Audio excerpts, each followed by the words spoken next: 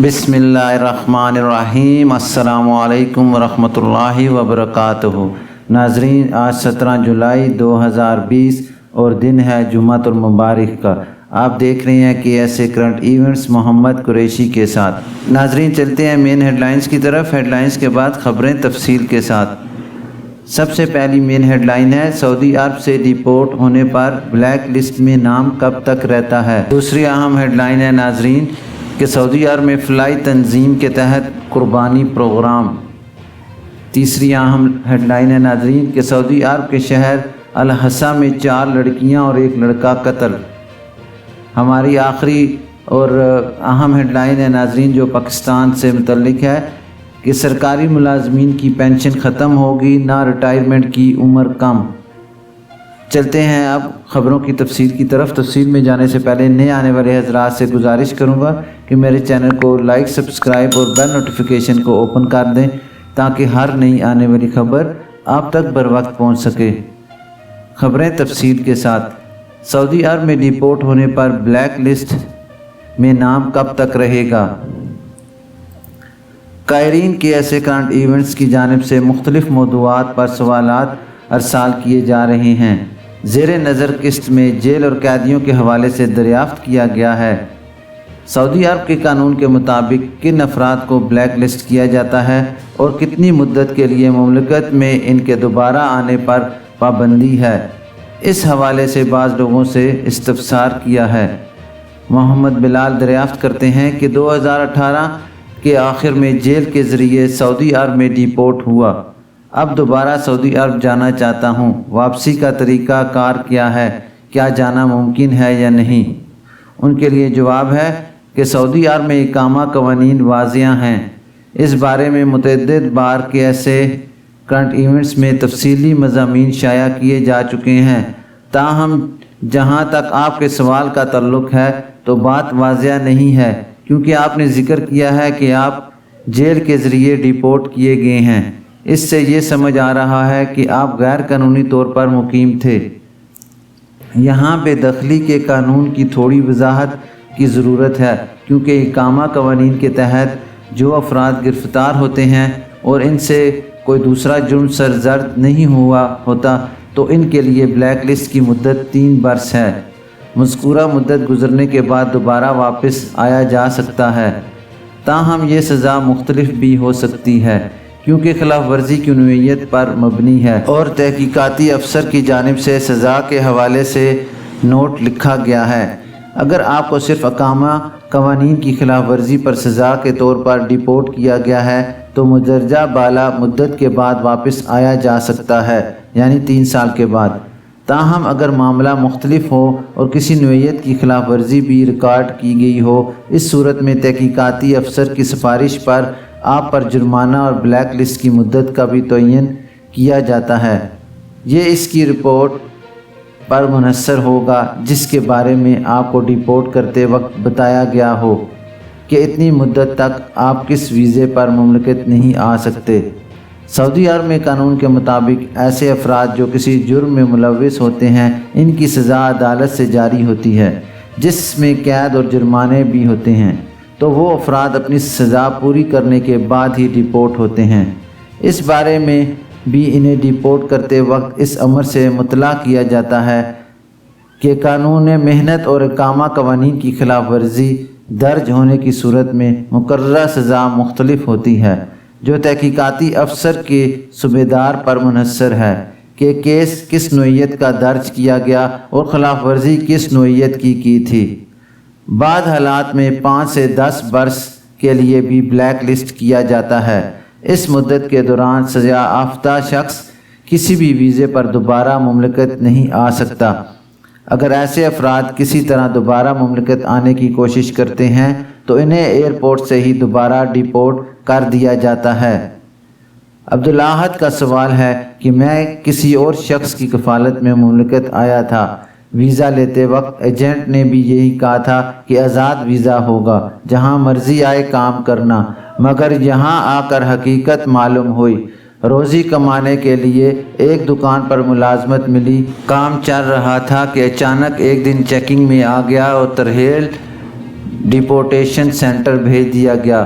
وہاں finger print کرنے کے بعد مجھے ڈیپورٹ کر دیا گیا۔ مجھے واپس آئے ہوئے 5 برس ہو چکے ہیں۔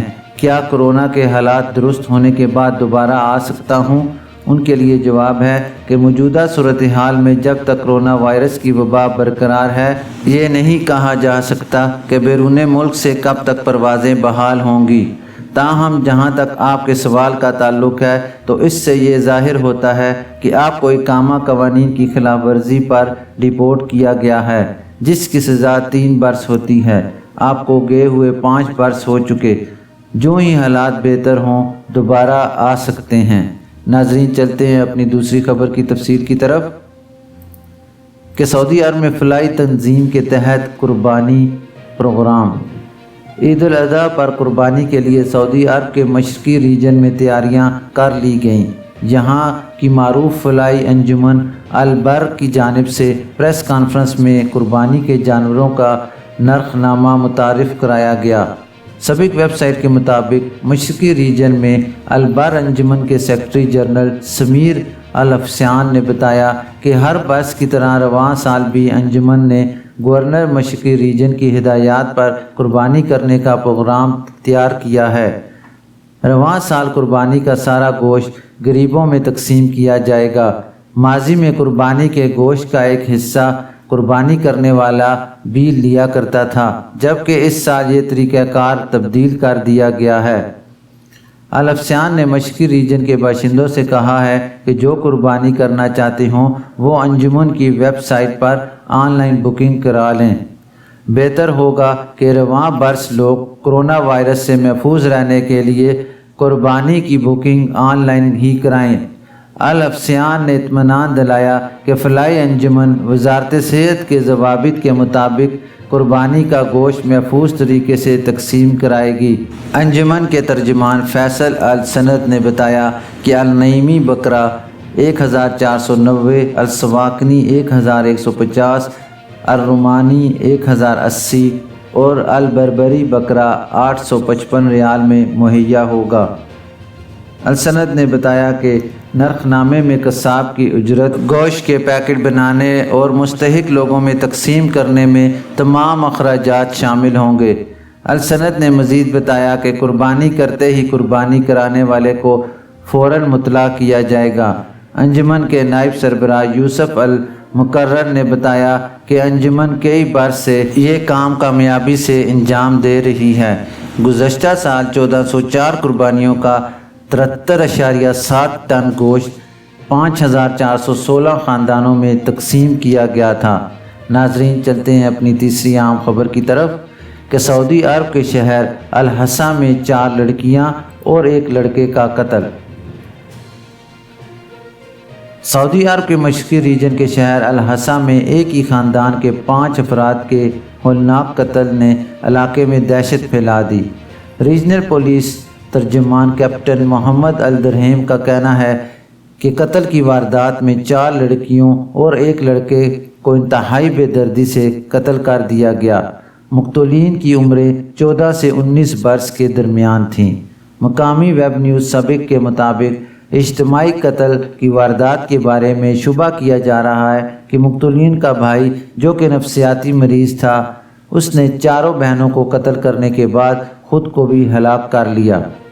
نجی ٹی وی MBC نے ہولناک قتل کے حوالے سے پروگرام میں اہل علاقہ اور متاثرہ خاندان کے پڑوسیوں سے گفتگو کی، جس میں انہوں نے بتایا کہ واردات کے وقت نہ تو کسی قسم کی چیخ و پکار سنی گئی اور نہ ہی کوئی غیر معمولی حالات دیکھے گئے۔ لوگوں کا کہنا تھا کہ اچانک بڑی تعداد میں پولیس موبائلز کی وجہ سے محلے میں بھگدڑ مچ گئی۔ پولیس اہلکاروں کی آمد پر معلوم ہوا کہ ان کے محلے میں قتل کی واردات ہوئی ہے۔ دوسری جانب مقامی جریدے عکاظ نے مقتولین کے ماموں اسماعیل الصالح کے حوالے سے بتایا کہ ان کی بہن اور بہنوئی نے اپنا نیا گھر بنایا تھا، جہاں وہ منتقل ہونے کے لیے تیاریوں میں مصروف تھے۔ واقعے والے دن بھی وہ اپنے دوسرے چھوٹے بچوں کے ساتھ نئے گھر کے لیے سامان خریدنے گئے ہوئے تھے۔ جب واپس پہنچے تو ہولناک منظر ان کا منتظر تھا۔ مقتولین کے ماموں نے مزید انکشاف کیا کہ ان کا بھانجا جو کہ اس ہولناک سانحے کی نظر ہوا ہے وہ شاہ فیصل یونیورسٹی میں انگلش لٹریچر کا طالب علم تھا۔ اس کی رسی سے لاش لٹکی ہوئی تھی۔ اللہ اکبر۔ ناظرین، چلتے ہیں اپنی آخری اور چوتھی خبر کی ڈیٹیل کی طرف، جو کہ پاکستان سے متعلق ہے کہ سرکاری ملازمین کی پینشن ختم ہوگی، نہ ریٹائرمنٹ کی عمر کم۔ وزیر اعظم کے مشیر برائے ادارہ جاتی اصلاحات ڈاکٹر عشرت حسین نے کہا ہے کہ حکومت نے سرکاری ملازمین کی پینشن ختم کرنے یا ان کی ریٹائرمنٹ کی عمر 55 سال کرنے کے حوالے سے فیصلے پر غور نہیں کیا۔ اردو نیوز سے خصوصی گفتگو میں ڈاکٹر عشرت حسین کا کہنا تھا کہ انہیں نہیں معلوم یہ افواہ کہاں سے پھیلی اور کیسے میڈیا کے چند اداروں پر اس طرح کی خبریں چلیں، تاہم وہ یہ بات حتمی طور پر بتا سکتے ہیں کہ ان خبروں میں کوئی صداقت نہیں۔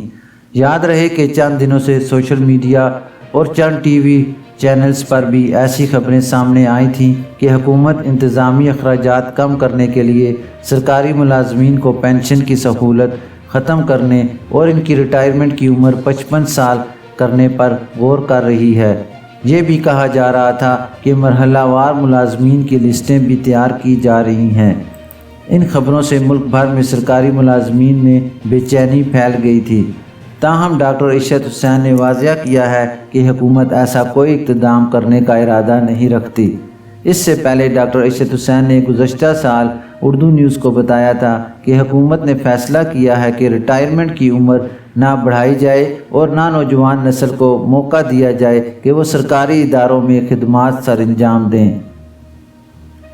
انہوں نے مزید بتایا کہ جولائی 2019 میں صوبہ خیبر پختونخوا میں صوبائی حکومت کی جانب سے سرکاری ملازمین کی عمر کی حد 60 سال سے بڑھا کر 63 سال کرنے کے بعد وفاقی حکومت نے بھی وزیر اعظم کی ہدایت پر اسی تجویز پر غور کیا تھا، تاہم غور و خوض کے بعد ریٹائرمنٹ کی عمر 60 سال سے نہ بڑھانے کا فیصلہ کیا گیا تھا۔ ہمارا ملک دنیا کے ان چند ممالک میں شامل ہوتا ہے جہاں نوجوانوں کی بڑی تعداد ہر سال نوکری کی عمر تک پہنچتی ہے۔ ہم اس تعداد کا فائدہ اٹھانا چاہتے ہیں۔ ہر سال وفاق میں تقریباً 12 سے 14 ہزار سرکاری نوکریاں دستیاب ہوتی ہیں اور ہم چاہتے ہیں کہ ہمارے نوجوانوں کو یہ نوکریاں ملیں اور ان کا راستہ نہ رکے، اس لیے ریٹائرمنٹ کی عمر میں اضافہ نہ کرنے کا فیصلہ کیا گیا ہے۔